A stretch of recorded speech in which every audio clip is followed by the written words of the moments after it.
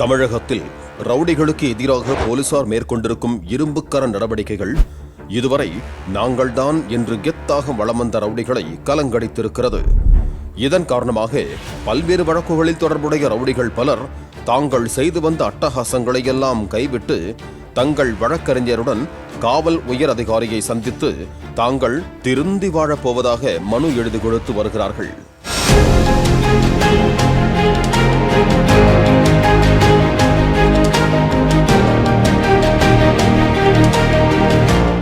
அந்த வகையில் வடசென்னையின் பிரபல ரவுடி எண்ணூர் தனசேகரன் திருந்தி வாழப்போவதாக டிஜிபி அலுவலகத்தில் குடும்பத்தினருடன் வந்து மனு கொடுத்திருக்கிறார். மனைவியுடன் சேர்ந்து கார்மெண்ட்ஸ் தொழிலை கவனித்துக் கொள்ளப் போவதாக ரவுடி எண்ணூர் தனசேகரன் திடீரென பேட்டியளித்திருக்கிறார். என் பேர் எண்ணூர் தனசேகர். மக்களோட சேர்ந்து நல்லபடியாக வாழணுன்றதுக்கு திருந்தி வாழணும்னு சொல்லி ஐயாட்ட போய் பெட்டிஷன் கொடுத்துட்டு வந்தோம். கன்சிடர் பண்ணுறேன்னு சொல்லியிருக்காங்க. ஐயா உள்ளே போய் பார்த்து பேசுங்க, என்னோட லாயர் பார்த்து பேசிட்டு வந்தாங்க. ஏதோ நடந்துருச்சு, அவ்வளோதான். திருந்தி வாழணுன்ற ஒரு எண்ணத்தில் இருக்கிறோம். திருந்தி வாழ்கிறோம். மீடியாவும் கொஞ்சம் சப்போர்ட் பண்ணுங்கள். எங்கள் ஒய்ஃபுக்கு கார்மெண்ட்ஸ் இருக்குது, அந்த கார்மெண்ட்ஸில் பார்த்துக்கோம், ஒன்றும் பிரச்சனை கிடையாது. என்கவுண்டர் அச்சமா, உயிர் பயமா? ரவுடி கூறியது என்ன?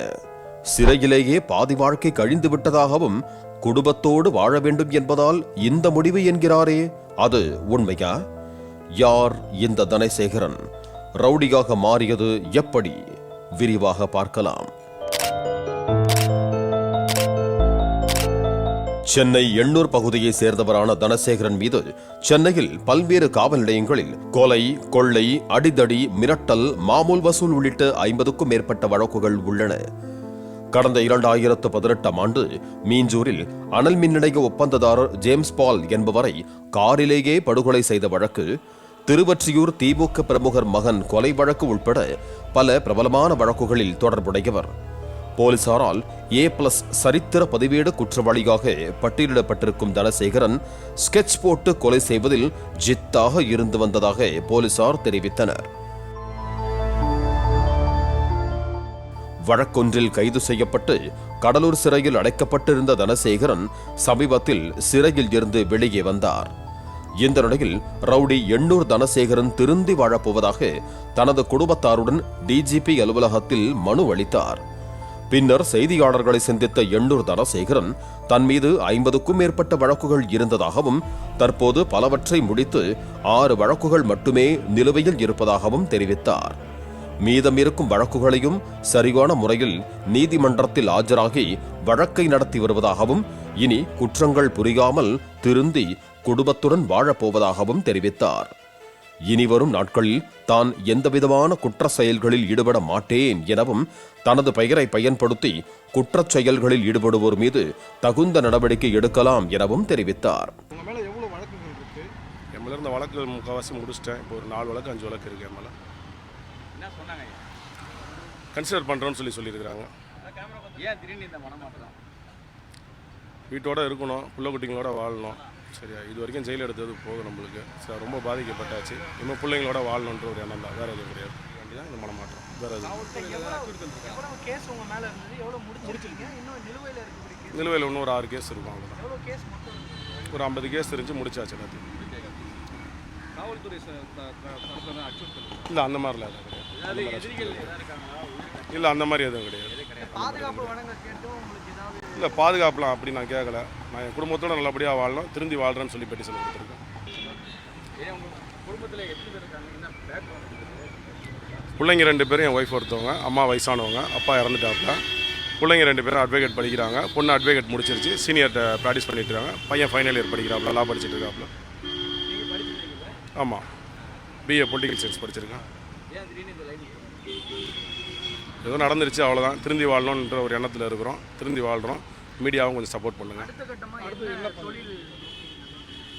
எங்கள் ஒய்ஃபுக்கு கார்மெண்ட்ஸ் இருக்குது, அந்த கார்மெண்ட்ஸில் பார்த்துக்கோம், ஒன்றும் பிரச்சனை கிடையாது.